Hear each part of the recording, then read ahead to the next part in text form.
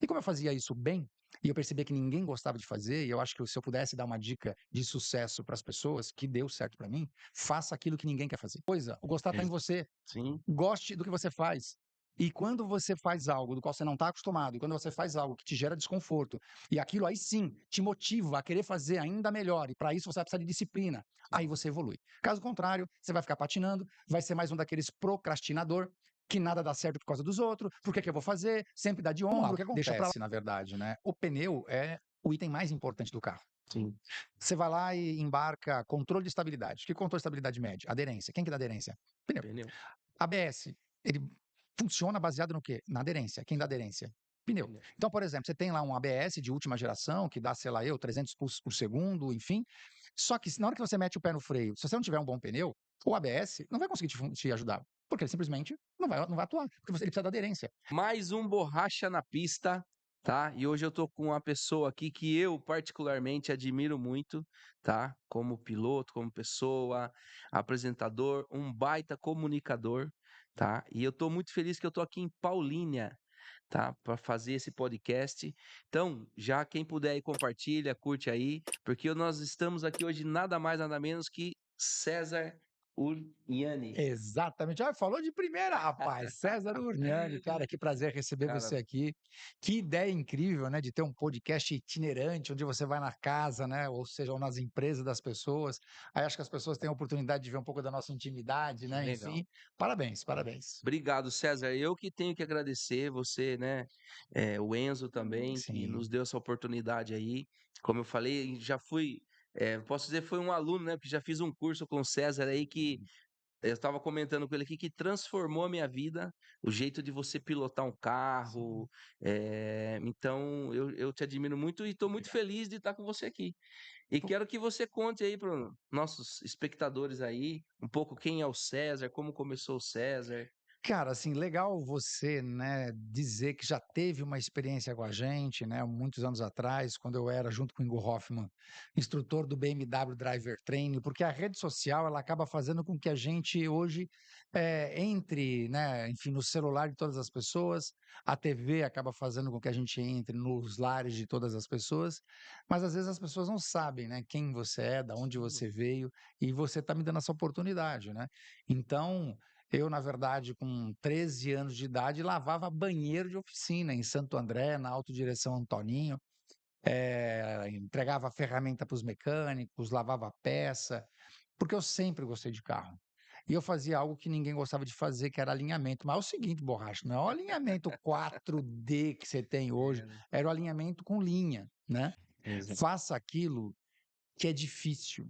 As pessoas querem sempre fazer o que é mais fácil, fazer o que gosta e fazer o que sabe. E você não evolui quando você faz o que gosta ou o que sabe.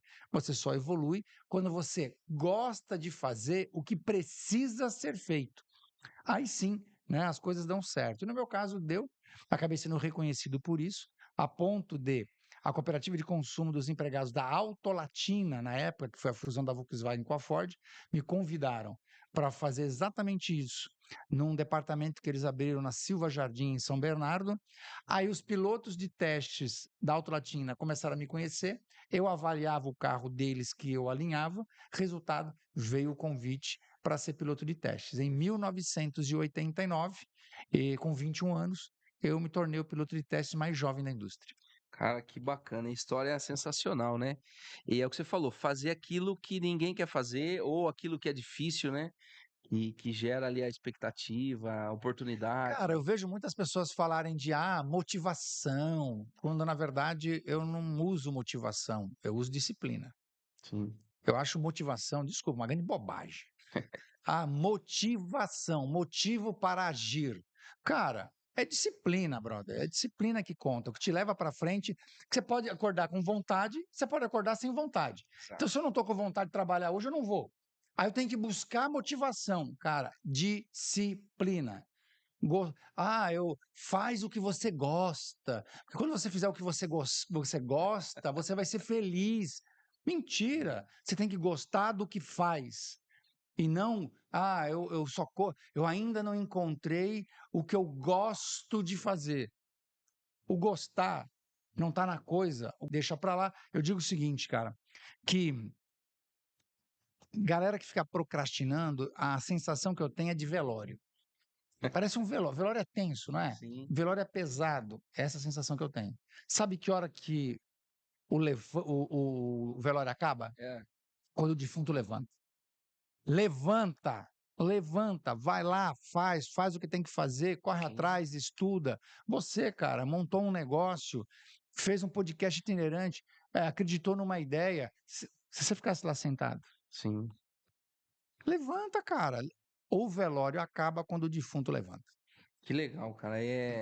É por isso que eu queria fazer essa entrevista, entendeu? É por isso que eu queria estar aqui com o Uhum. César, porque, como eu falei para ele, eu sigo ele, eu vejo as dicas dele, né? Para quem é apaixonado pelo automobilismo como nós somos, e além de tudo, ainda é um coach aí, ó, entendeu? Então para de procrastinar isso, Exatamente. César. É isso. O planejamento, Sim, organização, disciplina dá resultado. sim, A ausência de resultado traz sofrimento. que legal. É, eu também comecei bem novo, assim, né? Com essa mesma história sua, Uhum. assim, lá atrás, né? E com a ajuda de Deus, né, a gente foi abençoando e Sim. trabalhando muito suado, né? E então estamos nessa mesma caminhada aí. Mas assim, você falou que começou lá atrás, depois você foi ser piloto de teste, né? Sim, da Auto Latina, Volkswagen, Ford na Ford. época. Assisti a separação delas, aconteceu em 94. Aí eu tinha a opção de ficar com a Volkswagen ou com a Ford. Como eu me casei naquele ano, já tinha casa em Tatuí, onde é o campo de provas da Ford, e a Ford testava em campo de provas, a Volkswagen não tinha campo de provas. Então eu Hum, falei, não, eu quero ficar onde tem pista, para testar na pista. Fiquei para a Ford sentiu demais a separação. Finalzinho de 96, nós estávamos testando o Courier e Ford Ka, sim. e aí eu recebi praticamente 3, 4 propostas de emprego. A própria Ford, que queria que eu ficasse com a Ford, a Monroe me convidando para ser piloto de testes de amortecedores da Monroe, e a Pirelli me convidou para ser piloto de teste. E eu aceitei a Pirelli, porque a Pirelli sempre teve um centro de pesquisa e desenvolvimento muito forte no Brasil. E ali era uma chance de, em vez de testar uma única marca, ter a visão, né, o DNA de uma única marca, eu tinha a oportunidade de andar em todas as marcas. Então, como é que Bacana. pensa um asiático, e nós estamos falando de Japão, China, como é que pensa uma filosofia americana, uma europeia, um carro alemão, um carro inglês? Porque aí a gente colocava pneus, enfim, e fazia setup de suspensão de todas as marcas. E aí me deu também a oportunidade de testar pneus de competição, que foi por conta da Pirelli que eu consegui entrar também no Bacana. motorsport. Então, você tocou no assunto aí que é uma coisa que eu gosto muito e é o meu que eu trabalho, né? Aham, Que eu comecei, é sobre pneu. meu, Tá?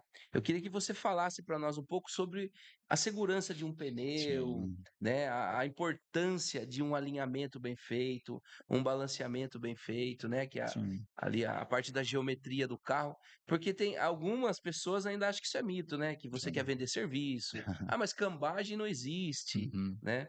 Então, você como especialista da área, também para mim tá, é até uma honra ouvir dele também, sim. né? Uma pessoa que pesquisa, que busca. Sim. Então vamos lá, o que acontece, na verdade, né? O pneu é o item mais importante do carro. Sim, Você vai lá e embarca controle de estabilidade. Que controle de estabilidade mede? Aderência. Quem que dá aderência? Pneu. pneu, ABS, ele funciona baseado no quê? Na aderência. Quem dá aderência? Pneu. pneu. Então, por exemplo, você tem lá um ABS de última geração, que dá, sei lá, 300 pulsos por segundo, enfim. Só que na hora que você mete o pé no freio, se você não tiver um bom pneu, o ABS não vai conseguir te ajudar, porque ele simplesmente não vai atuar, porque ele precisa da aderência. A Verdade. mesma coisa o controle de estabilidade, a mesma coisa é o controle de tração. Então, essas tecnologias tão caras e tão seguras dependem de uma coisa chamada pneu. Quando a gente fala de pneu, não é só calibrar. E olha que nem Sim, calibrar o pessoal calibra. é verdade. É você ver o estado do pneu. Se o pneu tem bolha, se o pneu está gastando de maneira irregular. O Hum, pneu, quando você olha para ele te dá um raio-x que ele, inclusive, consegue traduzir para você qual é o perfil do dono. Se ele é um cara desleixado, sim, se ele é um cara que dirige bem. Então, uma pessoa, outro dia eu recebi uma pessoa que falou assim, cara. comprei pneu XPTO, na época foi da Michelin, não sei o quê, que pneu maravilhoso, que não sei o que lá, o pneu durou X mil quilômetros, tal, tal, tal. Cheguei para ele e falei assim, ó, só deixa eu falar uma coisa para você. O pneu, ele é legal. Mas quem fez a diferença foi você. Porque para esse pneu ter chegado nessa quilometragem, com certeza você dirige de maneira progressiva, você alinha, você balanceia, você é um cara Faz que um rodízio. calibra, você faz rodízio, senão não chega nessa Sim. quilometragem. Porque você vai pegar outra pessoa que tem o mesmo carro e faz o mesmo percurso e o pneu não dura nem a metade. Então, a longevidade do pneu, o conforto que ele vai te dar, a estabilidade que ele vai te dar, depende do dono, de como o dono. Agora, as pessoas às vezes também economizam no palitinho, que é o que eu chamo, né. Hoje você pega todo o pneu, ele é obrigado a vir lá com a etiqueta de eficiência energética. Olha para aquilo ali, Sim.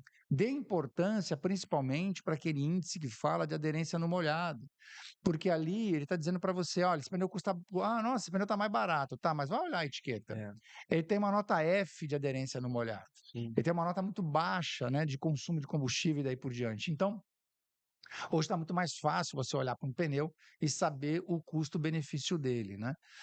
Você entrou numa coisa bem curiosa sobre cambagem não existe. Na verdade, essa frase "cambagem não existe", ela aconteceu por minha causa, né. Mas por minha causa em que sentido? Eu digo de que as pessoas muita gente é analfabeta funcional. Sim. Para além disso, maldosa.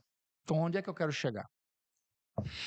A gente achava que as pessoas, elas só tinham dificuldade de interpretar texto, porque o brasileiro não lê.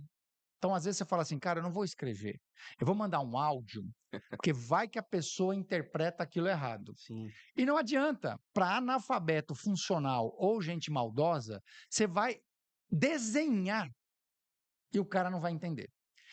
Vou te explicar. Colocamos no ar uma matéria, que nós ficamos 3 meses pesquisando a matéria.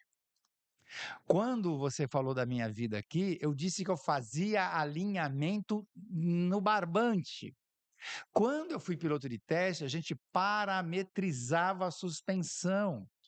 Então eu acho que eu entendo um pouco de alinhamento. Aí, cara, a gente entrou no grupo de WhatsApp de alguns auto center Sim. e a gente estimulava a conversa, alinhamento. Sabe o que que a gente ouviu ali? Aham. Cara, eu tenho que socar cambagem na cabeça Hum. do consumidor, porque senão eu não consigo nem pagar minha alinhadora. Nós trouxemos pessoas que foi feito cambagem no ciborgue. Aí fomos alinhar o carro uma semana depois. Rolamento quebrado, amortecedor torto e a cambagem negativa novamente. Então, a matéria mostrou o quê? Nós nunca dissemos que cambagem não existe, mas os que moram, né, no pântano da maledicência, disseram assim: "O cara falou que cambagem não existe". Aí eu fui num evento, um monte de mecânico lá, uns 2 ou 3 achando que ia me esfaquear. Eu falei assim: "Faz o seguinte, bota a matéria no ar e acha aonde eu disse cambagem Não não existe". existe. Quando você assiste a matéria, Sim. em nenhum momento eu falo que cambagem não existe, mas alguém na internet, alguns, começaram a dizer que eu estava falando que cambagem não Pega existia. aquele cortezinho, né? Aí não, mas a matéria inteira estava muito clara. A matéria dizia o quê? 99% dos carros fabricados hoje não têm a regulagem de cambagem. Fusca tinha lá o pivô que era excêntrico. Sim. Gol geração 4, para fazer cambagem, você soltava os 2 parafusos ali do pivô e na bandeja e você regulava a cambagem. Toyota Hilux tem até hoje, né. Opala, você colocava os calços na bandeja. Então tudo isso é regulagem de cambagem. Sim. Hoje a montadora diz o que para você? Eu te entrego o carro dentro do gabarito.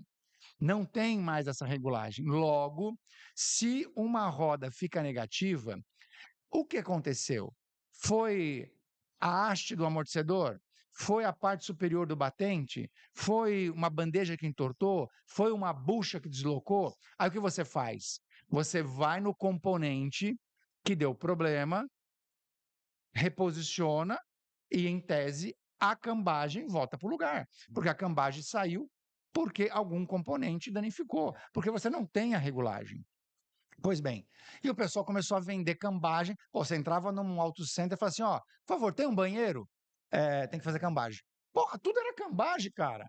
Então a gente sabia, estava claro para todo mundo, vamos ser franco. Sim, Tinha muita gente usando cambagem para ganhar dinheiro em auto centers. sim. Todo mundo sabe. Tanto que quando eu cheguei nesse evento, estava lá o presidente da associação das lojas e oficinas e o caramba tal, o cara falou: você está certo.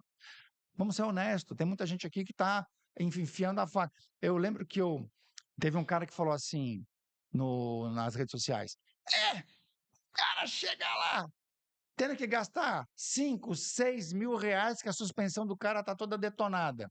Você acha que ele vai preferir trocar todos os componentes ou usar o ciborgue? Não, peraí. Então quer dizer que quando você usa o ciborgue, você resolve todos os problemas de 5, 6 mil reais que o cara tem que trocar de suspensão, bucha, bandeja, pivô e os cambal? Cara, você está de Cria mais você problema, só né? cria mais problema. Sim.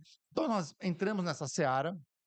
Então, para dizer aqui, cambagem é um parâmetro da suspensão, da geometria de um carro. Óbvio que ela existe. E se ela não estiver de acordo, você não consegue alinhar o carro, né? Assim como a convergência, a divergência, Exatamente. o castre e daí por diante. Então, cambagem existe. Sim. Só que eu consigo regular a cambagem, em alguns casos, em troca de componentes. Eu posso usar o ciborgue? Pode. Você está lá com meio segundo, 30 milímetros fora, cacete. Você vai lá, todos os componentes estão ok. Solta alguns parafusos Sim. importantes da suspensão, coloca o ciborgue no sentido de gerar pressão, aperta todo o sistema, solta, bota o carro lá e lê. Pô, só de aproximar e apertar ele, né, tirando todas as folgas que eu tenho, cara, a cambagem já veio para o lugar. Pô, Exato. passou disso, tem que tentar ver o que está deixando a cambagem fora. Até mesmo se Agora, você forçar demais, estoura não, rolamento, o que né? acontece? Para quem estudou resistência dos materiais, todo metal ele tem um momento plástico e um momento elástico quando você força ele. Quando eu vou para o momento plástico, eu chego naquele momento, ele volta. Ele vai voltar. Sim. Se eu vencer o momento plástico e entrar no momento elástico, eu vou gerar uma trinca. Sim. E o que você trinca? A base do amortecedor, Sim. com o ciborgue. E aí vai rolamento, uma série de outras coisas em muitos casos. Então, quando a gente foi falar sobre isso uma vez num evento, pô, a gente levou a indústria, a gente levou o pessoal de resistência dos materiais. Falou A por gente, falar, né? A imagina, a base, gente né? não vai. A troco de que eu diria uma besteira dessa? Mas, é o que você falou, os que estão fazendo alguma coisa errada, ou analfabeto funcional. Vou dar um exemplo de analfabeto funcional. Você está falando de pneu. Recentemente, e a gente já tinha falado sobre isso outras vezes, mas viralizou agora um vídeo, talvez o quê, Enzo? Há uns 3 meses atrás, né? Sobre validade de pneu. Ah, Tem uma nota técnica da Agência Nacional de Indústria de Pneumáticos. Será que esses caras entendem alguma coisa ou um não? pouquinho, né? Dizendo: pneu não tem validade. O que o pneu tem é garantia. Do que é que nós estamos falando? Faz um recorte. Nós estamos falando do DOT, Dote. que está lá impresso no pneu, que é um número de rastreabilidade. Por exemplo, 25, nós estamos aqui, vai, 24. Ah, ele nasceu na 25ª semana de 2024, aquele pneu. Show. Dali, ou da nota fiscal, você, consumidor, tem 5 anos de garantia. Exato. Começou a escamar, soltou a banda de rodagem, para você que calibra, para você que balanceia, para você que alinha. Ah, cair num buraco, você perdeu a garantia, né? Porque Sim. foi uma avaria acidental. Ok. Quando eu falei isso, teve uns entendidos que chegou para mim e falou assim: não quer ouvir nada besteira. Não quer dizer que a borracha não.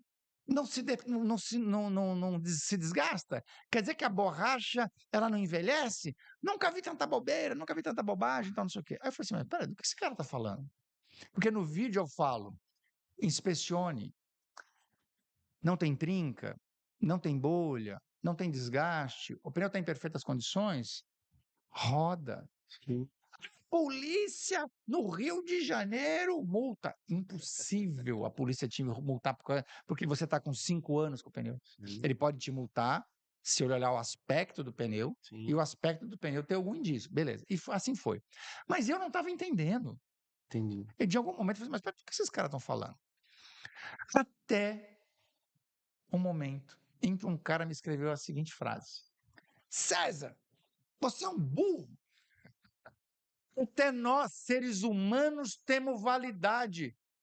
Falei: "Agora eu entendi. São analfabetos funcionais que não sabem a diferença da palavra validade e vida útil." Porque, por exemplo, Borracha, qual é a sua data de validade? Eu 30 de 78. Não, você nasceu. Nasci em 30 de E 78. qual é a sua data de Não validade? tem. Porra, você sabe o dia que você vai morrer? Só Deus, né? Não, e mais do que isso, Sim. a data de validade de um ser humano depende do quê? Se você se cuida, se você não se cuida, se você come bem, se você não come bem, se você fala ao celular enquanto dirige, É. se você anda sem cinto. Depende de um monte de fatores. Mas eu entendi que quando eu falava assim, pneu não tem validade, para analfabeto funcional, Sim. o pneu dura a vida toda, que o pneu nunca acaba.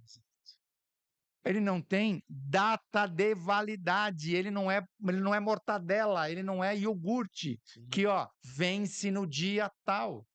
Que ele tem, que a borracha oxida, Sim. óbvio que com o tempo ele perde performance, porque Seca, né? óbvio, Sim.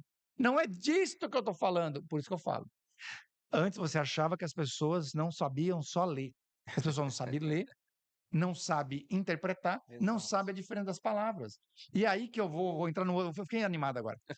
É aí que eu fico preocupado, sabe com quem? Com a inteligência artificial. Sim. Como é que a inteligência vai conseguir ser. Aliás, como é que a artificial vai conseguir ser inteligência com tanto ser humano burro? Entendi. Porque, quer ver uma outra diferença? Que também aconteceu nesses comentários, eu entendi mais uma vez que as pessoas não sabem a diferença das palavras. Sim. César, então me explica por que algumas fabricantes de pneus recomendam trocar o pneu com 5, 6, 7, 8 anos. Gente, Recomendação. recomendação não é obrigação. Recomendar, cara, o cara recomenda que você tem que correr todo Sim. dia. O cara recomenda que você tem que comer alface. O cara recomenda. Recomendação é recomendação. Você entra, e é importante, porque você chega numa concessionária, Sim. os caras que ali trabalham sabem que as pessoas são analfabetas funcionais. E ela faz o quê? Viu? Você vai lá olhar. Bom, trouxe meu carro aqui fazer. A palavra é forte, mas é isso mesmo, Vim né? aqui para fazer revisão. Sim. Aí você olha a revisão, tem mais itens ali Exato. do que o que é da revisão. Sim. Aí você chega pro cara e fala assim: ó, isso aqui estava no pacote de revisão. Isso não estava. Certo. A montadora recomenda fazer mais. Mas ele fala de um jeito, como que ele diz para você o seguinte: se você não fizer o que ela está recomendando, Sim. você vai perder a garantia do carro. E não é verdade. Você perde a garantia do carro quando você não faz o que é obrigatório. Sim. Recomendação você faz se você quiser. Vamos falar, alinhamento e balanceamento. Sim. Não é item de revisão. Mas eles recomendam. Sim. Vai do seu bom senso querer, tanto que você paga a parte. E eu sempre digo, ó, tá aí uma ótima recomendação. Inclusive, só fazendo uma pausa aí, como eu, né, tenho uma loja também, um centro automotivo, que trabalha com pneus e rodas, e acontece muito isso aí hoje nos centros automotivos. Porque a pessoa põe o preço do pneu, que é um item que você precisa, e põe o preço lá embaixo. Abaixo do custo até que ele pagou isso. Aham. E aí você vai até a loja por preço, certo? E quando chega lá, eles fazem isso. Ó, eu só te vendo o pneu se eu fizer a instalação, para me te dar a garantia, certo? Mas quando ele chega lá, ele vai ver, ó, Seu carro precisa trocar o pivô, precisa trocar o terminal, tem 2 cambagens para fazer, tem 2 caster para fazer, e são coisas que Sim, tem um pequeno problema aí. é, Se também as pessoas deixarem de ser analfabetas funcionais e verem os seus direitos, segundo o Código de Defesa do Consumidor, isso é exatamente, uma venda casada e isso é exatamente. proibido. Se Sim, o cara está vendendo o pneu naquele preço, você pode pegar o pneu e ir embora com ele sem fazer o serviço. exato. Você venda casada, então você chama a Defesa do Consumidor e fala, ó, tá rolando uma venda casada aqui, porque eu não consigo levar o pneu, quero levar o pneu debaixo do braço. Importantíssimo isso. Não, você só pode levar o pneu a esse preço se você fizer o serviço aqui. Sim, Leia o Código de Defesa do Consumidor. Código Consumidor, é isso aí. Então é isso que acontece. Às vezes tem a recomendação, mas como você falou, como a pessoa fala aquilo, como ela impõe aquilo, Uhum. parece que você é obrigado a fazer tudo aquilo, né? Não, não, não. E Então, quando você não sabe a diferença entre recomendação e obrigação, você cai nessas armadilhas. sim, Para dizer o quê? Que existem recomendações que são boas, sim, mas é uma escolha sua, se você exato. quer fazer ou não. E às vezes eu vejo que o cara cai numa recomendação de um negócio que não tem nada a ver, e quando vem uma recomendação de fazer um alinhamento, um balanceamento, ele não faz. Então, não, porque daí você se torna o. Ah, mas eu fui em tal lugar, a pessoa estava me enganando. Acontece às vezes. Não, Sim, mas ele estava te enganando, eu não estou. Se você quiser fazer, você faz. exato. Mas se não, Mas, cara, você falou um negócio, eu dou muita palestra para reparadores e tudo tal. E eu digo sempre o seguinte: você tem o cliente que você merece. exato. O sujeito que trabalha com preço, sabe, na mesquinharia, não vende valor agregado, ele acaba trazendo para a loja o pior cliente que existe, Ex- que é aquele que vai te trocar por R$ 1. É diferente de uma loja que se posiciona e fala: olha, Sim, eu não me presto a esse serviço. Se exatamente. você quiser fazer lá, faça. Cara, esse cara, amanhã, mais cedo ou mais tarde, Sim. se ele for um cara que preza por qualidade, ele vai voltar com Vai você. voltar, E exato. deixa que o outro faz o serviço porco. Sim, Entendeu o problema dele? Você foi lá e falou: eu não me presto a esse serviço porque isso está errado. Ah, então eu vou lá. Boa fica à sorte. vontade. Quando der problema lá, você volta que a gente conserta. É. Esse ano nós fizemos 30 anos de borracha rodas lá, né, na cidade de Sorocaba. E tem muitas histórias. Inclusive, tem uma vez chegou uma cliente na loja e ela falou: Você faz para mim as 2 cambagens e alinha meu carro? Eu falei: Tudo bem, né? Vamos pôr lá na máquina, conferir.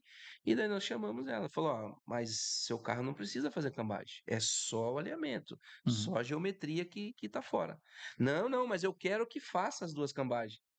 Falei: Mas por que que você quer que faça? Não, porque eu fui na loja tal e a pessoa falou para mim que precisava fazer. Entendeu? E eu falei: "Moça, mas não tem a necessidade. Vamos fazer o Uhum. seguinte, eu vou fazer o alinhamento do seu carro, entendeu? Fazer isso tudo certinho e vou te dar uma garantia que não vai desgastar o Aham. pneu errado do seu carro", entendeu? Mas ela já veio com as cambagens vendidas de outro lugar, que ela não teve tempo de voltar lá, Ainda bem. entendeu? Ainda bem.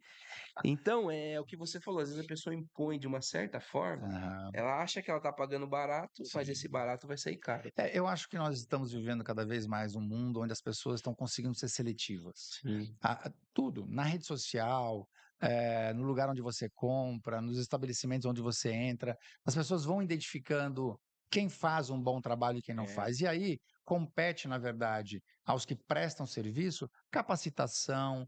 Quando eu falo capacitação, cara, não é só saber consertar, é você saber atender um cliente. Eu contei minha história, né? Eu, quando comecei a trabalhar como mecânico, enfim, lavando peça, eu percebia que para cada 10 amigos meus mecânicos, 11 queria abrir sua própria oficina. sim. Dos 11 que tentavam abrir sua própria oficina, 8 quebravam.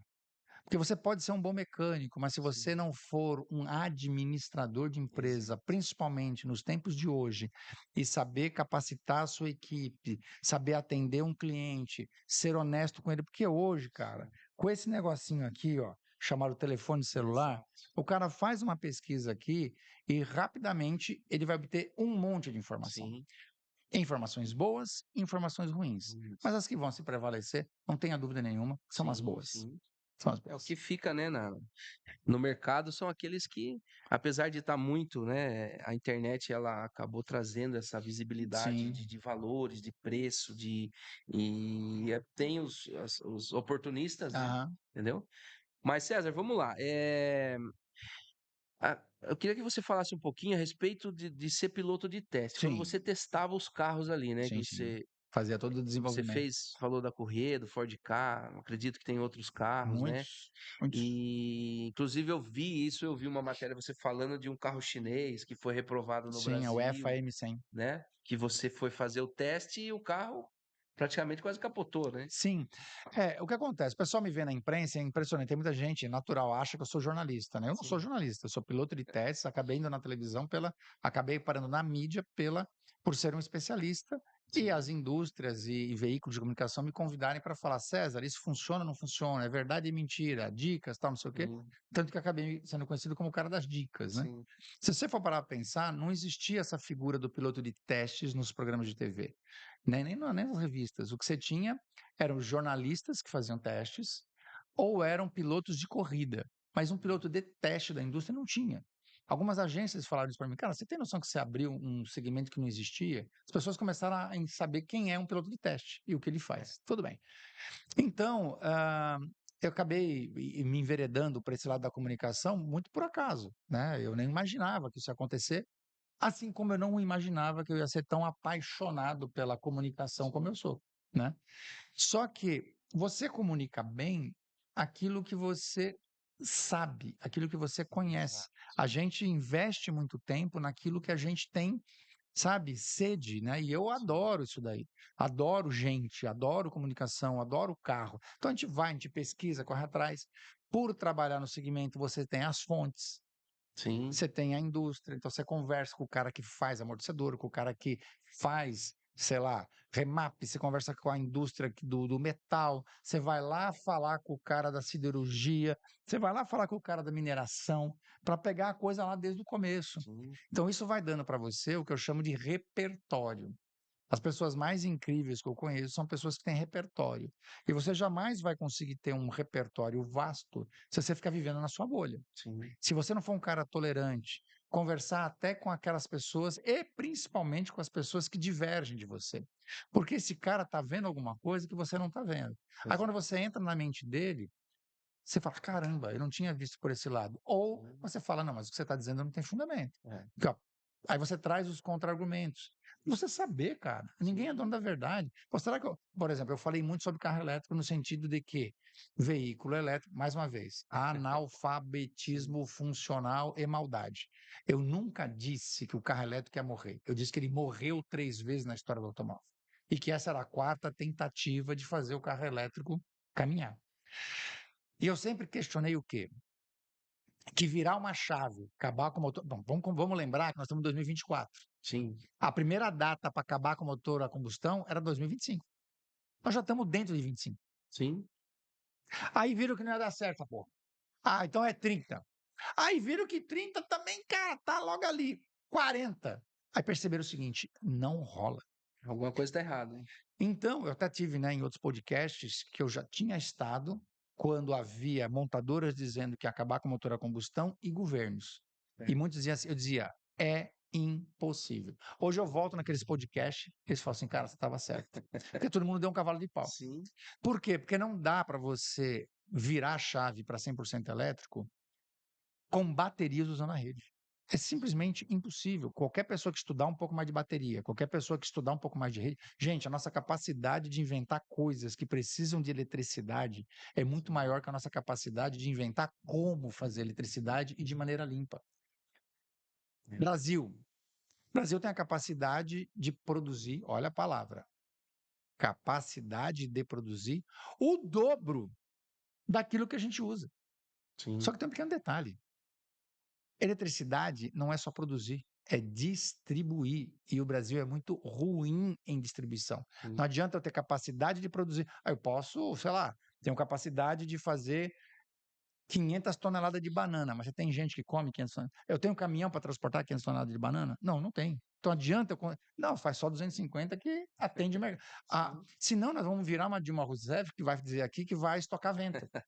Porque a eletricidade eu tenho que produzir o quanto no sim, grid eu uso. Você não consegue estocar a é, eletricidade. Eu produzo e distribuo.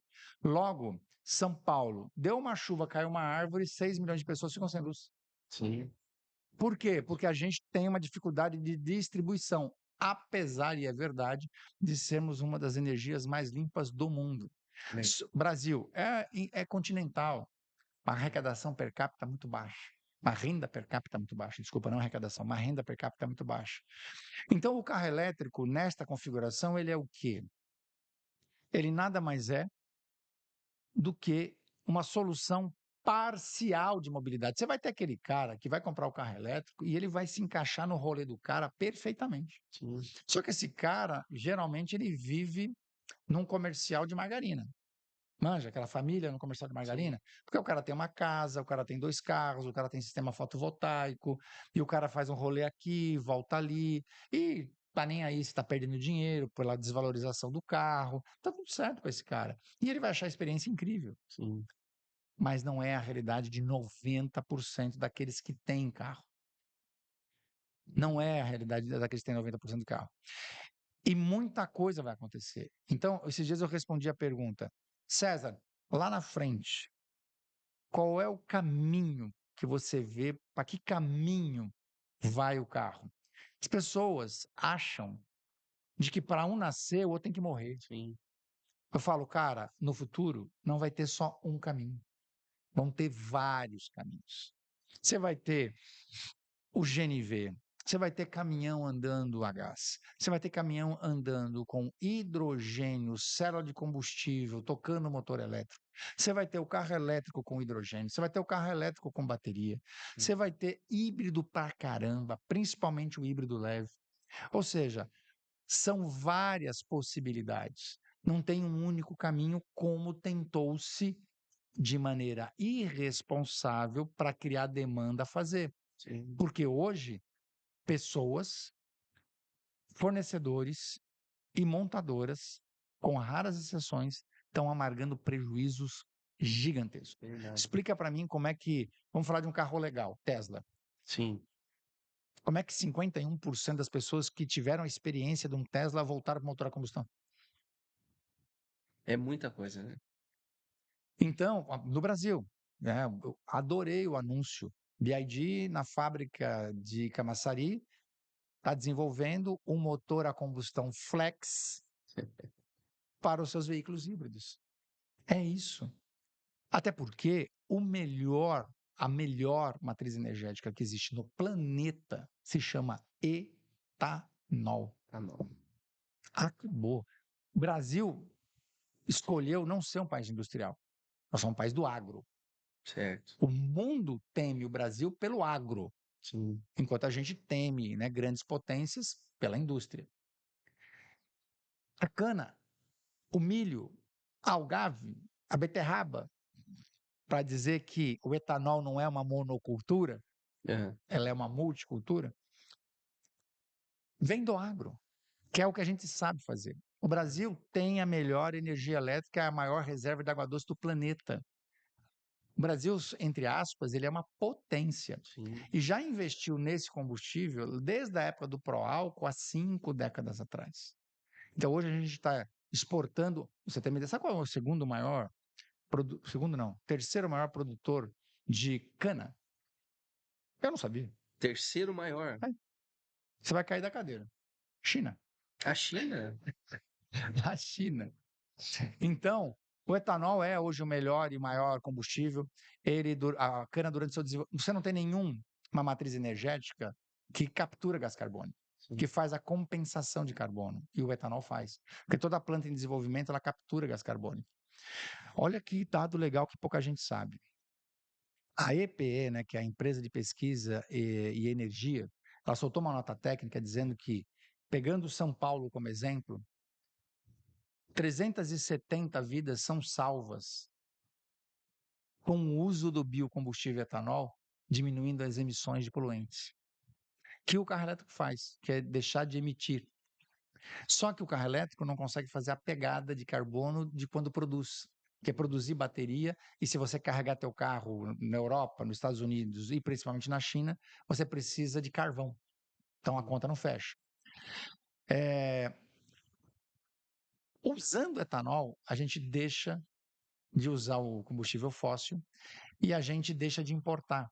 O Brasil, ele acabou economizando 70 bilhões usando o nosso etanol e o etanol, inclusive, que você mistura na gasolina. Sim. Então, melhora nossas divisas, melhora a gente financeiramente, melhora a qualidade do ar, melhora a saúde das pessoas e qualquer carro elétrico, desculpa, qualquer carro motor a combustão a etanol, ele é mais amigo do meio ambiente do que qualquer veículo elétrico.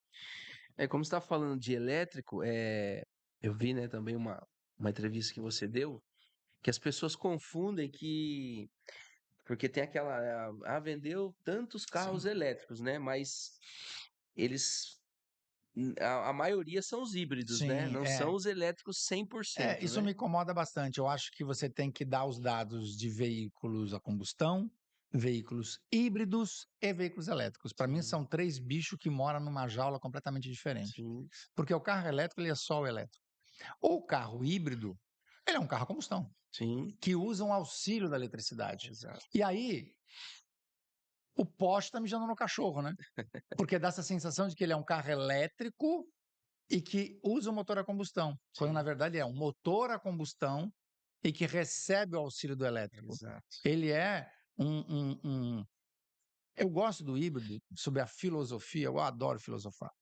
Eu falo que eu não vamos discutir sobre o que nos une e Sim, não sobre o que nos separa.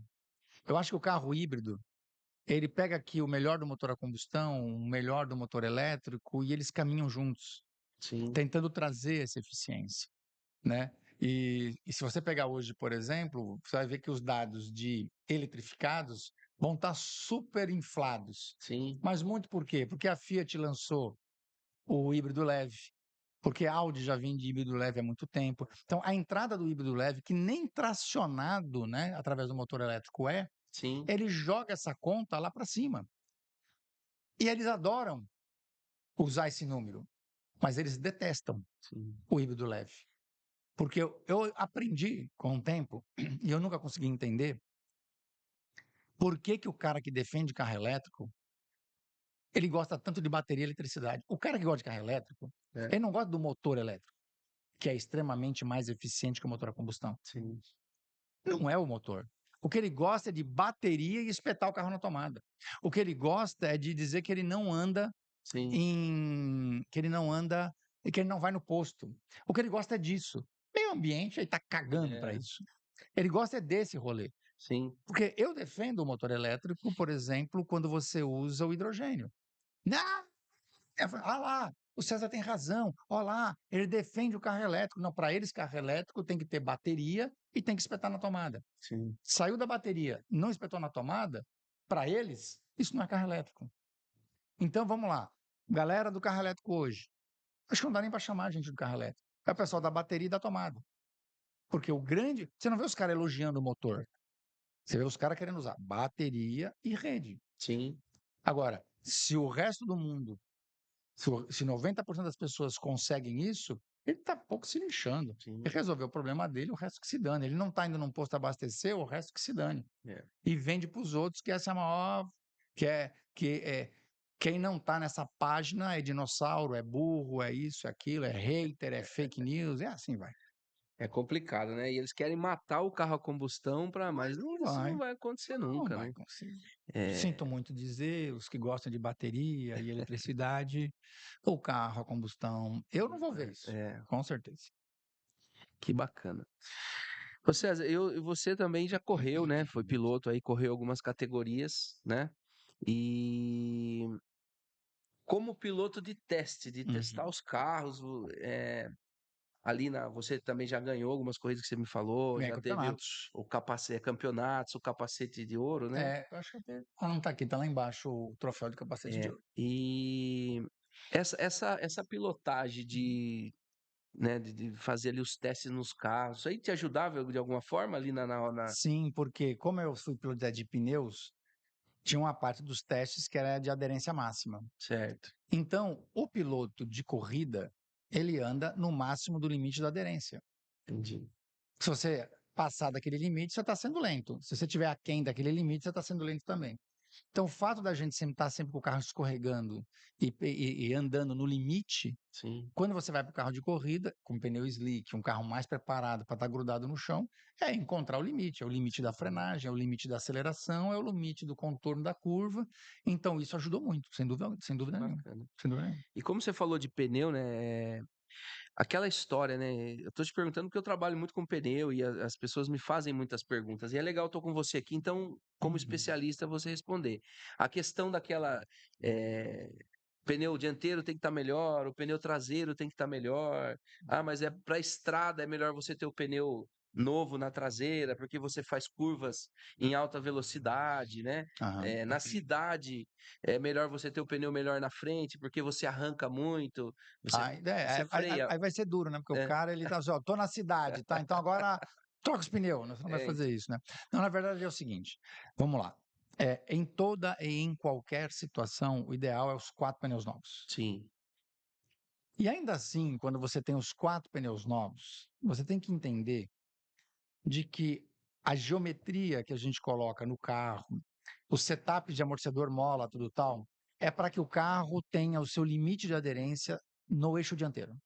É sim. sempre escorregar de frente. A gente nunca projeta o carro para que ele saia de traseira. Estamos falando de carros que vão para usuários comuns andando em ruas comuns. Então só para Esquece ficar piloto, claro, esquece o pneu pilotagem. melhor tem que estar na traseira, se você tiver a opção Isso. se você tiver a opção: "Ah, vou fazer um rodízio, mas eu tenho 2 que já estão mais gastos Ca- e 2 melhores", Tá. você sempre deixa os melhores na O traseira. que vai acontecer naturalmente? Você vai andar com o carro tração dianteira. Certo. A dianteira vai gastar mais. Sim, Então ele já vai ficar mais ou menos com essa cara que a gente está colocando aí. certo. Quando a diferença entre o pneu dianteiro e o traseiro ela é pequena, por exemplo, a cada 10.000 quilômetros, Sim, um pneu novo tem algo em torno de 8 milímetros. certo. Aí ele baixou para 7, 6. Ele não está na meia-vida ainda. Se você trocar, nós não vamos ter muito problema. Tranquilo. Até porque se você pegar o pneu 50-50, né, você vai ver que como o carro sai de dianteira e você tem o peso na frente do carro, Sim, ele ainda, porque a suspensão suporta aquilo e ela vai continuar under, que é saindo de frente. O problema é quando você deixa e aquele pneu ficou meia vida. sim, De meia vida para menos, colocar na traseira em detrimento de um pneu novo na frente, você vai inverter a dinâmica em sim, limite de aderência que nós fizemos para aquele carro. certo. Então, o carro, em vez de mostrar o limite de aderência de dianteira, ele vai desarmar a traseira. Qual é a diferença? A diferença é que você está sentado com as mãos no volante e sentindo o eixo dianteiro, e é o eixo dianteiro que conduz o carro. Número um. Certo. Número dois, você anda e o eixo dianteiro te avisa: ó, tá rápido, ó, tá escorregando. Você sente isso na mão. Você percebe isso na trajetória. Então, a dianteira sempre avisa o Sim, motorista. A traseira, fui. foi. Ela não E aí avisa. você vira passageiro no carro, Vou contar uma historinha motorista. aqui que o pessoal vai entender. Dito isso agora, é muito simples, mas lá em 1996, eu é que começo com essa história. E Certo. por que eu comecei com essa história? Porque como eu era piloto da montadora, como eu disse aqui, e depois eu fui ser piloto de teste de pneus, eu percebia que a gente mudava ângulo de cintura, uma coisa e outra, e já invertia essa questão do carro ser under e over. Pneu novo. Certo. Aí eu falava assim, caramba, se só mexendo em ângulo de cintura, né, que é algo que está dentro do pneu. Geralmente o pessoal, quando vai nas lojas, coloca o pneu novo na frente e usado Exato. atrás.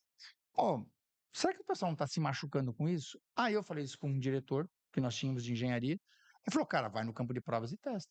Fui lá e comecei a testar. Cara, era impressionante. Colocava pneu novo na frente e meia vida atrás, você não conseguia fazer o slalom, você não conseguia. Você fazia a tirada de pé de acelerador num contorno de curva, por exemplo, você entrou numa curva, você viu um problema, tirou o pé, puto, o carro desarmava de traseira. E fizemos isso com vários carros. Então a gente estudou isso bastante. Trouxemos um professor de física para explicar o fenômeno. Trouxemos, na época, era o Álvaro Costa Neto e o Ricardo Bock, que era da FEI, para explicar a questão de geometria. E a gente estava muito seguro no que estávamos falando e de que aquilo ia salvar vidas. Certo. Ali, gente, tinha gente que queria jogar pedra em mim. Você é burro, aquela coisa que eu falo do analfabeto funcional. Muito, muito bem. A gente estava indo contra uma cultura. Sim, Aí, olha que história interessante. A gente juntou uma série de jornalistas num auditório na pista. Certo. E aí a gente começava a dar explicações teóricas ali e depois ia para a pista para provar. Chegou um cara lá. O cara devia ter uns 2 metros de altura, eu me lembro como se fosse hoje, barbudo, forte. Ele sentou no fundo. E quando eu comecei a explicar, o cara olhava para mim com uma cara de poucos amigos, manja. Certo. E eu ali explicando o fenômeno físico, o que acontecia. E a reação humana na crise. Por quê? Quando o carro saia de frente, qual é o instinto do ser humano? Tirar o pé do acelerador e levar o pé no freio. Sim. Se o carro sair de frente e você fizer isso, você corrige o carro. Se o carro usar margem traseira e você fizer isso, é aí que o carro roda de uma vez. Então, a correção de dianteira, ela é instintiva. Sim. A correção de traseira, ela vai contra teu instinto. Aí vai ter aqui alguém assistindo o podcast que vai dizer: é só fazer drift, é só fazer o contrasterço. Sentado na Sim. cadeira, vindo o podcast, seu coração está batendo fácil. 60 por minuto. É verdade. Roda descendo uma serra, do nada. Que você vai ver, você vai lembrar de virar. Porque pensa, eu vou ter que falar pro Tico, falar pro Teco, que eu estou fazendo uma curva para a esquerda e virar o volante para a direita. Mas não é só virar. Virar mais rápido do que a traseira desarmou. Sim. E a hora que você se pegar, voltar para o carro não entrar em pêndulo. Não é simples. Você precisa estar treinado para fazer isso. Pois bem, esse cara, velho, levantou a mão, esse grandão fortão, e a voz do cara parecia um trovão. Posso falar uma coisa? Por favor. Né? Seguinte. Eu tinha um ômega 4.1, 6 cilindros, tração traseira. E na hora eu já emendei. Não, o que importa é ter saúde, né? E é o seguinte, eu fiz o que você está falando. Como eu sempre achei que os pneus novos tinham que ir na tração, eu coloquei pneu novo na traseira e deixei meia vida na frente. Que é o que você está falando que é bom. Posso falar para você? Fui andar com o carro ficou uma bosta. Mas ele foi uma bosta que eu senti até o cheiro. Toda hora a dianteira do carro queria escorregar. Toda hora vinha lá. Toda hora dava uma acoplanadinha. Toda hora não sei o quê. Aí ele falou, quer saber de uma coisa? A voz do povo é a voz de Deus. Meti os pneus novos na frente e os meia-vida atrás. O carro ficou um espetáculo. Eu sentia o gripe. Eu entrava na curva. O carro tinha ganho. Rodei 3 vezes. Na última eu dei PT no ômega em linha reta. Agora é que eu entendi. Quando eu sentia a aquaplanagem, era o pneu me dizendo, tira o pé, tira o pé. Ele me avisava e eu nunca bati. Quando eu estava ali com a dianteira pregada no chão, eu não sentia a traseira. Toda hora eu era surpreendido. Cara, você está certo. Então, essa história desse cara que eu gosto de contar, ele explica exatamente o que acontece. Você sente mais segurança quando o pneu novo está na frente. Sim. Só que você não sente a traseira. É. Você tem que deixar que o pneu dianteiro te mostre o limite. Começou a cantar pneu, vai ser pelo pneu dianteiro. Tá cantando pneu? Tira o pé. Ele te avisa. Ou a dianteira conversa com você. A traseira não. E a traseira tem que ser obediente à dianteira. Sim. Pneu, fizemos 2 vezes a matéria de explodir pneu. O cara pega um pneu com bolha, que Certo. deveria tirar do carro. Na dianteira, ele sente o carro, e fica assim, não, ó, na dianteira. E aquilo incomoda, aquilo vibra. Sim. Aí o que ele faz? Joga para traseira. Aí ele olha, agora eu não estou sentindo mais. Explode lá atrás. Aí nós explodimos o pneu dianteiro e explodimos o pneu traseiro. Cara, quando estoura o pneu dianteiro, que todo mundo tem medo que estoure o pneu dianteiro. Sim. Gente, pneu estourar sempre é ruim, mas é 200 vezes melhor estourar o pneu dianteiro, que você tem o controle, do que estourar o pneu traseiro. Cara, a hora que nós estouramos o pneu traseiro, nas 2 vezes o carro quase capotou. Nossa. Entendeu? Ah, capotou. Parece que eu fugi da pergunta, mas não. Você tinha me perguntado sobre o EFA. O EFA. Então, eu digo o seguinte: a China experimentou demais o Brasil, né? Já trouxe muita porcaria para nós, né? E o EFA era uma delas. E o que aconteceu? Esse carro era um carro que estava no teste de longa duração da 4 rodas. E ela já vinha reclamando demais desse carro, ninguém queria dirigir o cara era muito inseguro. Sim. Quando mandaram o carro para eu avaliar o que era, eu falei: "Olha, a suspensão é de uma carroça, o carro é ruim, blá-blá-blá, não tem o que fazer, o carro é ruim". E aí eu caí na besteira de dizer assim: "Olha, é um carro, se você fizer um desvio de emergência a 60 por hora, ele capota". Para que eu disse isso? O cara escreveu na revista. César Uniani disse que o piloto de teste, barará, barará. E ele falou assim: "Cara, o que você disse, somado a tudo que já aconteceu, a gente quer fazer o teste do alce e, com esse teste, mostrar de que, olha, chegamos no limite, pela primeira Não vez dá na mais. história da 4 rodas, nós vamos interromper um teste de longa duração por segurança". Eu falei: "Você não está entendendo. Se a gente fizer, ele vai capotar". Eu falei: "Ok". Eu falei: "Quem vai pilotar?". "Você". "Ah, você está de brincadeira". Bom, tá bom. Chegamos lá para fazer o teste. No primeiro desvio de emergência, eu vim experimentando o carro. Então eu estava ali entre 50 e 55. Meu, o carro levantou num grau. E aí eu fiz o controle terço, pá, botei o carro no chão e eu vi que os caras assim vibraram. Falei: "Ué, deixa eu ver". Aí o cara me mostrou o vídeo. "Então, vem de novo que agora". "Não, não vem de novo. É, você já tem a imagem, você tem um carro inteiro para desmontar, eu Sim. tô inteiro e acabou". E aí você tem, uá, aquela foto do carro assim, né, De lado. de com a roda levantada, Sim. tudo tal. Eh, e, enfim, tive a oportunidade. Mas aí eu te pergunto, né, quantas pessoas estão dispostas a botar a cara para bater como eu fiz? Sim. Porque, cara, você está indo contra a indústria. É. Aquela indústria vai entender? Porque quantas pessoas estão realmente dispostas a se comprometer? É. Né? E ali eu acabei entrando num assunto muito polêmico, mas eu sempre pensei o seguinte: e assim é, por exemplo, com as minhas parcerias, com aquilo que a gente faz. Eu não tenho compromisso com a indústria. Eu não tenho compromisso com a montadora. Sim. Hoje eu tenho um compromisso com a minha audiência. Com 1 milhão de pessoas que nos seguem, eu tenho um compromisso com essas pessoas. Então, se eu tiver que falar do carro elétrico, a despeito de estarem batendo na minha porta quase todo dia para eu ser parceiro de carro elétrico e ganhar dinheiro com isso, e eu digo não, Entendi. é porque eu não teria. Logo, tenho. Quer falar de carro elétrico como solução parcial de mobilidade? Tamo junto. Beleza. Agora, quer falar que carro elétrico é a salvação da lavoura, que carro a combustão vai acabar e que o mundo vai ser elétrico? Aí não conte comigo. Sim. Etanol. Tenho parceiros que são do etanol e que são do agro, mas eu acredito no agro brasileiro. Eu acredito no etanol. Então, eu só faço parcerias e falo daquilo que eu realmente acredito.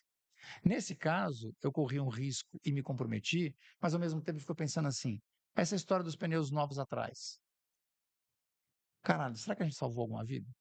Muitas, né? Ah, UEFA, Sim. será que a gente não jogou a régua de qualidade para dizer assim: olha, o Brasil aqui não é terra de ninguém, não. Sim. Aqui tem gerência. E de alguma forma a gente ajudou a ter carros mais seguros, como eu participei na questão do ABS como obrigatoriedade, controle de tração como obrigatoriedade, com o airbag como. Então, esse é o nosso papel, é Sim. tentar usar. Eu acredito muito nesse legado, vamos dizer assim. O que você está fazendo está ajudando as pessoas? Ah, tá, mas você está.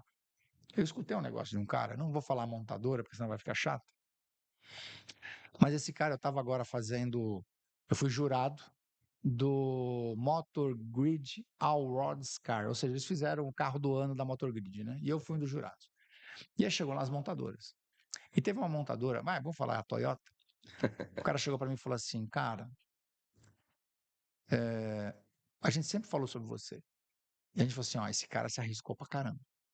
Lá por 2017, 2018, né? Quando você viralizou falando de carro elétrico e todo mundo indo pro carro elétrico, eu falei assim: puta merda, cara tá dando a cara para bater. Legal. E hoje a gente fala, meu, era o cara que estava certo. Reconhecimento, né? Era o cara que falou, não envergou, continuou. E veja, não é que eu seja teimoso, é Sim. que a indústria nunca me deu argumentos ou contra-argumentos fortes. Eu esqueci, eu não sou idiota, e eu não tenho compromisso, né? Porque eu disse, eu fui andar, por exemplo, no BID Seal. Velho, é carro legal.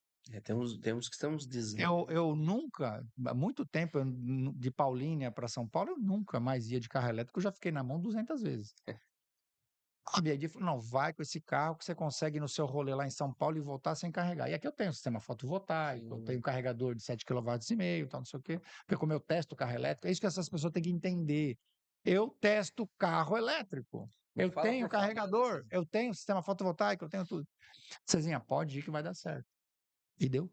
Eu fui até São Paulo, Sim. voltei e deu certo. Então, eu não tenho compromisso. Eu tenho compromisso com a minha audiência e um compromisso com a verdade. Se eu andar com carro elétrico e não deu certo, eu vou falar: "Ó, não deu certo". Se eu andar com carro elétrico e aquele quesito, que era autonomia, para aquele carro deu certo, eu sou obrigado a dizer: deu certo. Sim.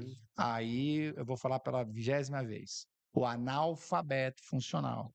Ele entra aqui e aí ele fala assim: mudando de ideia? Tá entrando din-din para você falar bem do CEO?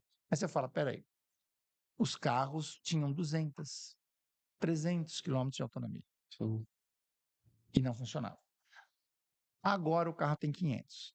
Aí eu te pergunto: fui eu que mudei ou foi o carro que melhorou? Com certeza o carro, né? E se o carro melhorou, qual é a minha obrigação? Sim, falar o que. Deu certo. Exato. Mas as pessoas lidam, mas aí nós estamos falando de gente muito ignorante, mas a gente lida com gente que esse cara deveria fazer o quê? Cezão, parabéns, velho. Ó, você que sempre fala de carro elétrico e É, tal, mostrou que não tem compromisso, sabe? Se o carro é bom, você vai e fala. Se o carro não é bom, você vai e fala. que bacana. Essa era a leitura que você espera que uma pessoa inteligente tenha. Aí o cara já pergunta: ah, já está mudando de ideia, os chineses já estão pondo dinheiro na conta dele. Aí você vai, como é que você vai contra-argumentar a um lance desse? Eu falo sempre que, quando vem algum comentário, graças a Deus, segundo as agências, a minha rede é uma rede que tem baixíssimos haters, né? Mas quando um cara escreve lá, você está ganhando quanto para falar isso? Eu sempre falo para as pessoas, né, que me assessoram: cara, nós estamos no caminho certo. É. Por quê? Porque se o cara tivesse um argumento, capacidade e inteligência, ele teria escrito outra coisa. Sim. Quando ele escreve quanto você está ganhando, ele só quer tentar desqualificar o interlocutor. E as pessoas estão vacinadas com relação a isso. Então, esse argumentinho de quanto você está ganhando para falar, você acha que me machuca? Nem um pouco. Só mostra o quanto você é burro e não tem capacidade Sim. de escrever algo que seja fundamentado e que diga: César, ó, você está enganado. Veja isso. Mas para isso, você precisaria estar conversando com pessoas que têm o que a gente chama de inteligência emocional, né? Não, desculpa, segurança psicológica. As pessoas, Sim. eu às vezes confundo inteligência emocional com segurança psicológica. O que é segurança psicológica? Eu estudei muito isso na pandemia. É você saber que você vai estar num ambiente, grupos, rede social, Sim. e haverá divergência. Sim. Haverá conflito de ideias Que legal. e não de pessoas. Então, nesse ambiente, a pessoa conflita contigo: César, ó, você está enganado por causa disso, disso, disso, disso. Então, o cara joga um argumento. Ele nunca vai me ofender e eu nunca vou ofendê-lo. Que É bacana. um ambiente de segurança psicológica. Haverá conflito, mas será um conflito de ideias, um conflito educado, onde eu aprendo, onde o outro aprende. Quando o cara escreve para você quanto é que você está ganhando, é uma tentativa ignorante de desqualificar seu interlocutor e, portanto, não existe segurança psicológica nisso. Sim. Então, não vale nem a pena continuar discutindo. Exatamente. Quando eu fiz o curso com você lá, tem uma coisa que você falou para mim que aquilo ficou Não na minha sai da cabeça. cabeça. A importância do ABS, né? Sim, Você fez lá o curso ali a teórica e depois nós fomos para a isso. prática, né? E você falou do ABS, falou dos itens de segurança do carro, né? E daí nós fomos para a pista. E você falou assim: hoje o filho faz 18 anos, o pai vai lá e compra um carro sequinho, um carro e dá para o filho, achando que ele tá, né? É porque o pai ele faz o seguinte: bom, ele não sabe dirigir ainda, ele vai bater muito, né? Então dá um carro qualquer Exato, para ele moer, e a hora que ele aprender a dirigir, aí eu dou um carro melhor. Isso sim. é uma estupidez. Porque se ele está aprendendo a dirigir, sim. ele precisa de um carro seguro, ele precisa de um carro com ABS, ele precisa de um carro com airbag, ele precisa de um carro com assistente de frenagem, ele precisa de assistentes, porque ele está aprendendo. Então, é uma mente muito tacanha você achar que eu vou dar um carro simples porque ele vai bater. Pô, se você já sabe que ele é inábito, que ele vai bater, não é melhor você ter assistentes que ajudem ele a não bater? Eles compram um usado, né, ainda você falou, às vezes compra um usado com esses itens, Compra um né, usado não completa, zero, tudo exato. hoje ainda tem, né, Sim, muitos. óbvio, né, e lógico, em casa de ferreiro, aqui o espeto é de titânio. Sim, Aqui em é casa de ferreiro, o diferente. espeto é de titânio. O meu filho, por exemplo, quando ele tirou 18 anos, Sim, ele tinha uma Kia Sportage que tinha tudo. sim. Assistente de frenagem na frente, ele dava a seta, se tinha algum carro no ponto cego, ele não só acendia a luzinha ali não, ele apitava, bem, bem, e mostrava para ele no cluster que tinha um carro aqui.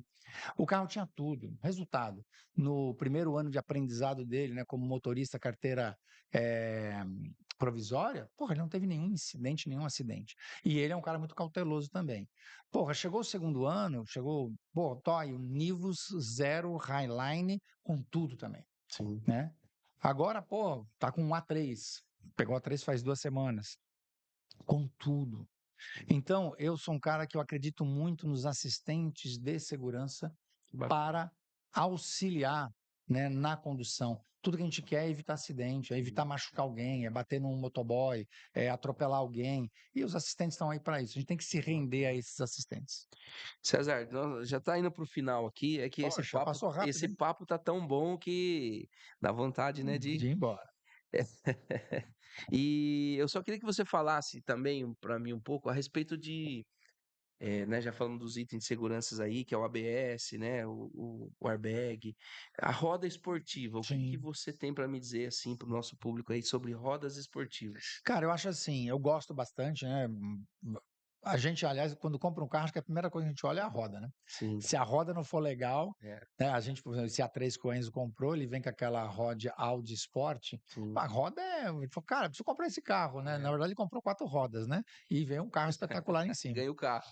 Então, e hoje, você pegar lojas, né? Como a sua, por exemplo, que dá Sim, uma boa orientação, né, de qual roda comprar, sim, a melhor roda, a roda com qualidade e que se encaixe, na verdade, na expectativa daquele cara. Então, por sim, exemplo, o cara vai botar uma roda gigante e vai colocar um perfil baixo. Ele está disposto, é, sabe, a ter os cuidados inerentes sim, a uma configuração como essa? Tá, eu tô. Então, você está consciente disso? Tô. Você não vai poder andar em qualquer lugar? Tô. Foi o que aconteceu com ele, por exemplo, com meu filho. Você tem noção de que alguns rolês você não vai fazer? sim, Não, claro que não. É diferente daquele cara. Eu tava no Ticarica Cast lá com o Bola e com o Carioca, e tem muita gente que tá assistindo a gente aqui e que pensa como meu amigo Carioca, né? Que a gente é parceiro e tal. Na cabeça dele, você caiu num buraco, o é. pneu tem que suportar aquela pancada. Eu vi esse podcast. Como assim o pneu tem que suportar aquela pancada? Você Sim, tá maluco? O pneu não foi feito para andar na Lua, né? Que isso, né? Num ambiente que só tem cratera, porra. sim, O pneu não foi fabricado para isso, né? E tem muita gente que acha que é isso. Então o cara vai botar uma rodona dessa, tal, tal, e num lugar que não tem orientação, onde o cara entende ali, né? O trade-off, o que ele tá ganhando e o que ele tá perdendo. é, Se ele sai com essa orientação, o cara sai feliz. sim. Porque para mim a coisa mais bonita que tem é um ronco bacana, é uma roda bonita. Bicho, eu não saio sem pretinho no pneu. O carro não é meu, o carro é do Enzo, né, o Audi. Cara, ele chegou que ele teve que ir não sei aonde e tal, eu olhei pro pneu e falei assim, eu tava, tava pronto para sair, cara. Sim. Fui lá, peguei lá o pretinho da Da Expert, que ele Expert. tem tanto o acetinado quanto Os o produtos deles são fosco. fantásticos, né, da Expert. Passei, eu falei assim, a primeira coisa que eu olho num carro é roda e pneu. Você viu que eu tenho uma 992. Vi. E você vê, esse carro, a GTS, só vem com roda preta. E um monte de gente tem Porsche vermelha com roda preta. Sim.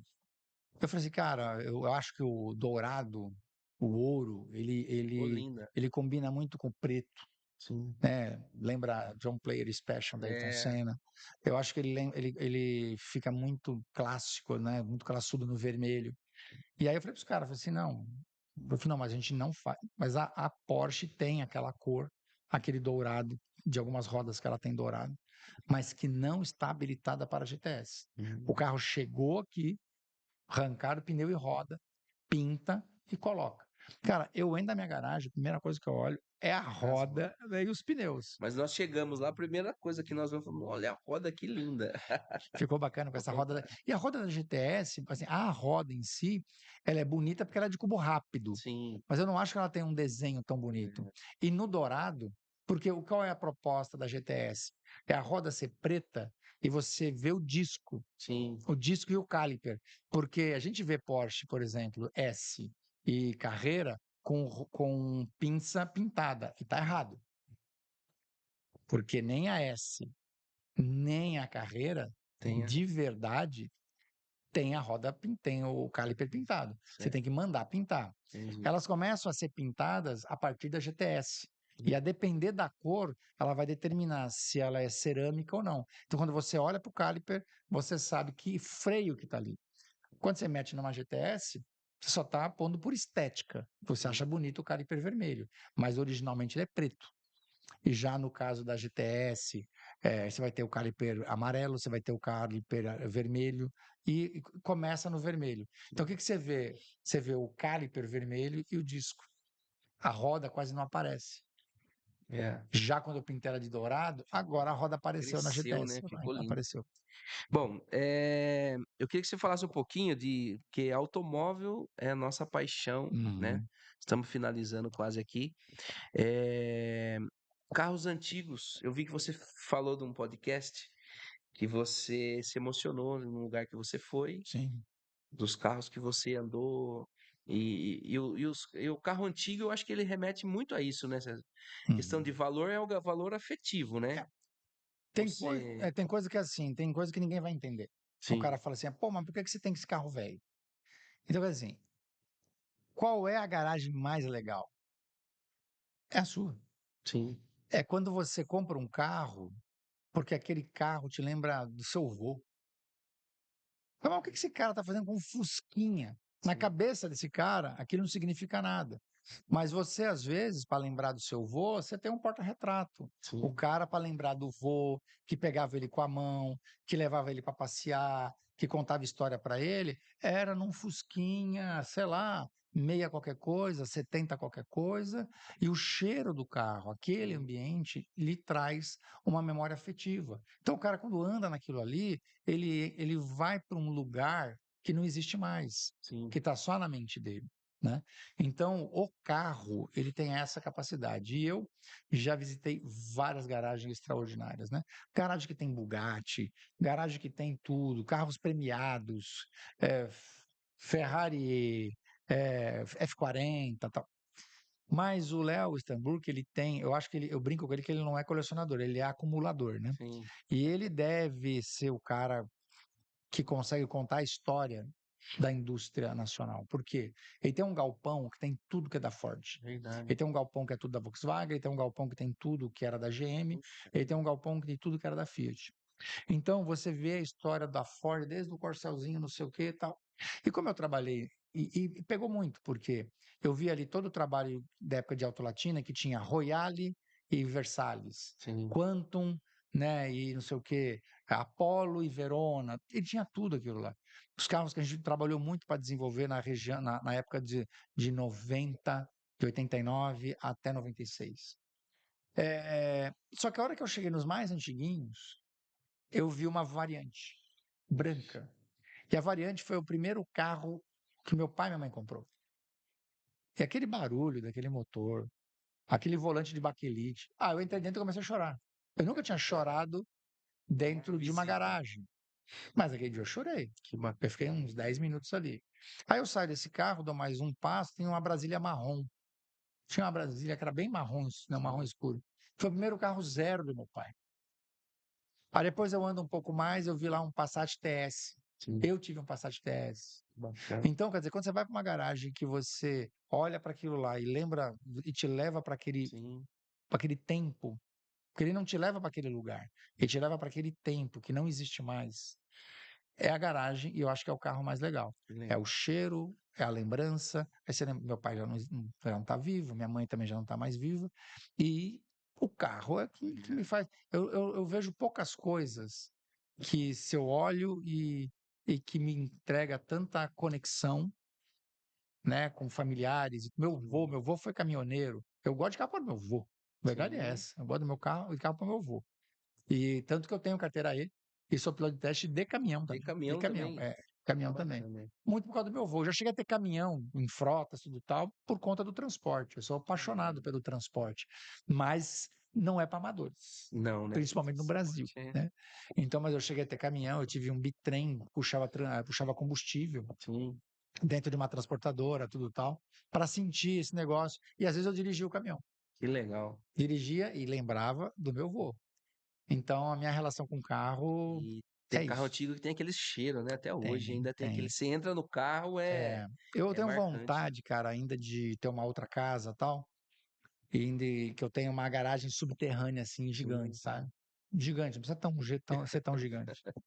E se eu tiver, tem carros que eu gostaria de ter lá. Eu queria ter uma Variante. Eu queria ter uma Brasília. Legal. Eu queria ter uma BMW E36, de preferência uma M3, Sim. que foi com esse carro que a minha primeira corrida foi com a BMW M3, foi essa que a gente ganhou as 1.000 milhas, né, onde a gente foi primeiro na nossa categoria, depois ganhamos no mesmo ano 500 quilômetros de Interlagos, chegando terceiro na geral, primeiro na categoria.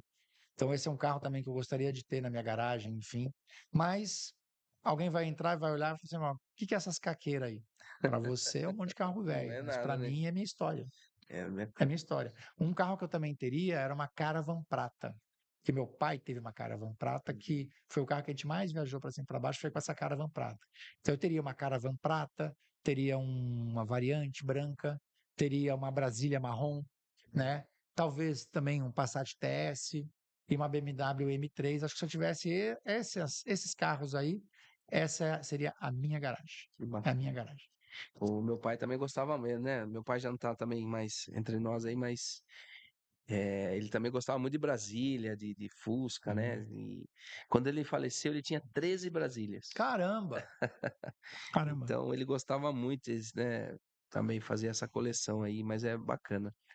Bom, pra gente encerrar aí, César, eh, eu também vi uma entrevista sua que você falou uma coisa que também mexeu comigo, você falou da sua esposa, né? Sim. Que ela falou, quando ela te elogiou, eu achei legal Aham, que aham. você falou, quando você fala para uma mulher, né?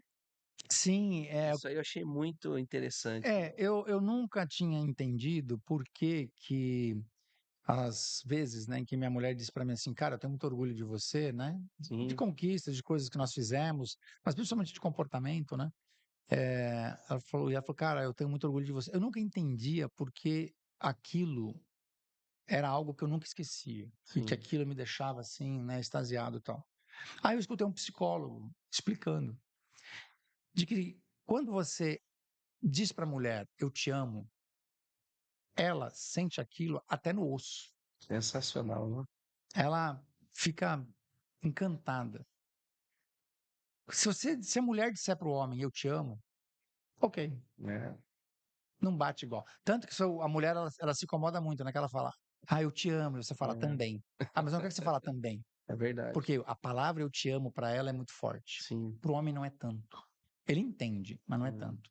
Mas quando você diz para o homem: "Eu tenho orgulho de você", aí ele sente até na alma. fantástico. Então eu tenho dito para as mulheres assim, ó: "Você quer ter o homem nas suas mãos? Diga para ele: 'Eu tenho orgulho de você'". Claro que o homem tem que fazer o Sim, seu por papel. merecer, Então né? o cara ele levanta cedo, ele trabalha, ela percebe o quanto ele está correndo atrás. Eu digo que às vezes o homem está em silêncio e a mulher só acha que ele está querendo irritar ela e às Sim, vezes ele está travando batalhas internas, né, exatamente. muito grandes. E eu falo que a pessoa mais perigosa, no bom sentido, que existe, é a pessoa que se cura na solidão, Sim, aonde ela não incomoda ninguém, aonde ela se cura sozinho, calado na escuridão. sim, Essa pessoa, quando se cura dessas dores, quando ela se cura desses traumas sozinho, ela é simplesmente imparável. Fantástico, hein? Maravilhoso. Uma reflexão aí para nós, né? É, Então, as mulheres, é só dizer, eu tenho orgulho de você. eu E os tenho orgulho. homens, Eu te né? amo. Eu te amo.